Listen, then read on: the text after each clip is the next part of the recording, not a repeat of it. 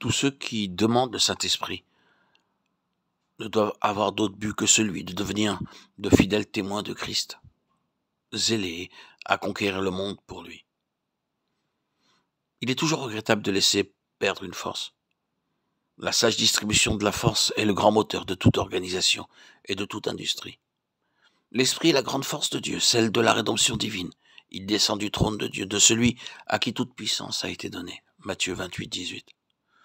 Pourrions-nous donc croire que Dieu laisserait perdre cette force divine en l'envoyant à ceux qui ne la demanderaient que pour leur propre satisfaction, la satisfaction de se voir très saint, très sage ou très grand?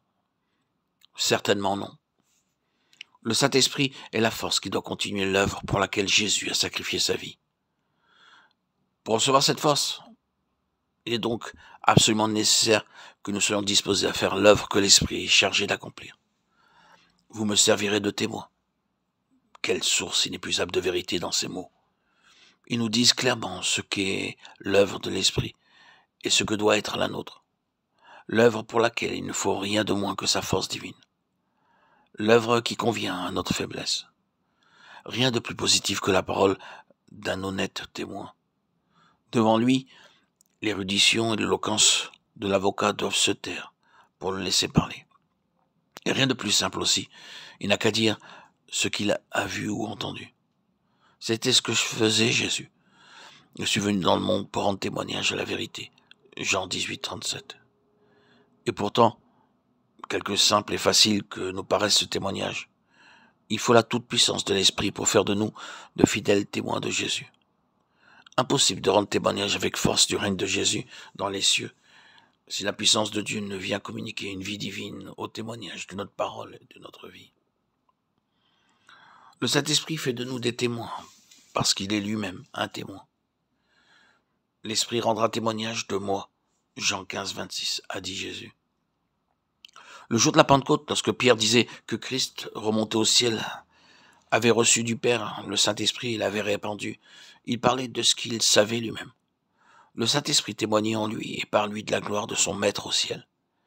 C'est encore l'Esprit qui rendait témoignage en lui de la présence et de la puissance de Christ, lorsqu'il lui donna le courage de dire devant le conseil, c'est lui que Dieu a élevé à sa droite pour être le Prince et le Sauveur. Et nous lui sommes témoins de ces choses aussi bien que le Saint-Esprit. Actes 5, 31, 32. C'est aussi quand le Saint-Esprit témoigne en nous de la gloire actuelle de Jésus que notre témoignage est plein de force. Nous pourrons savoir tout ce que les évangiles retracent de la personne et de l'œuvre de Jésus, tout ce que nous disent de lui le reste des Écritures. Nous pouvons aussi parler de ce que nous avons éprouvé nous-mêmes, de la puissance de Jésus, sans que pour cela notre témoignage soit accompagné de la puissance promise ici, et qui doit avoir de l'influence sur le monde. Il faut que l'Esprit lui-même rende témoignage de la présence de Jésus en nous, qu'il vienne animer notre témoignage du souffle de vie divine qui renverse les forteresses.